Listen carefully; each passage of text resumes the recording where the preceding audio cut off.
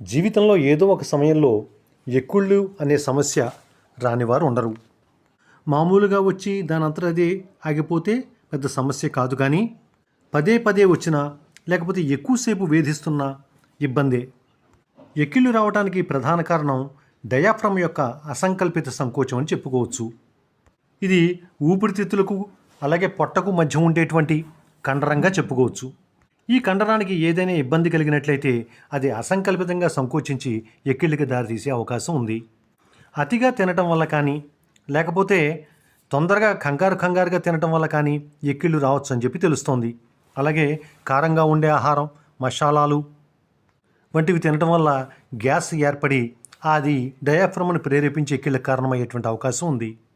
అలాగే కొంతమంది సోడాలు, cool drinks ఎక్కువ తాగుతూ ఉంటారు. అలాగే ఆల్కహాల్ తీసుకునేటువంటి వాళ్ళలో ఎక్కిళ్ళు వచ్చే అవకాశం ఎక్కువగా ఉంటుంది. అలాగే మానసిక ఒత్తిడి, భయం ఇటువంటి వాటి వల్ల కూడా ఎక్కిళ్ళు రావచ్చు. ఎక్కిళ్ళు వచ్చినప్పుడు నీళ్లు తాగితే తగ్గిపోతుంది.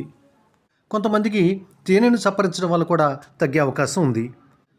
వైద్యుల అభిప్రాయం ప్రకారం ఎక్కిళ్ళు అనేది వ్యాధి కాదు, కానీ ఎక్కిళ్ళు కనుక ఎక్కువ కాలం కొనసాగితే దాన్ని నిర్లక్ష్యం చేయడం మంచిది కాదు. వెంటనే వైద్యుల్ని కలవాలి.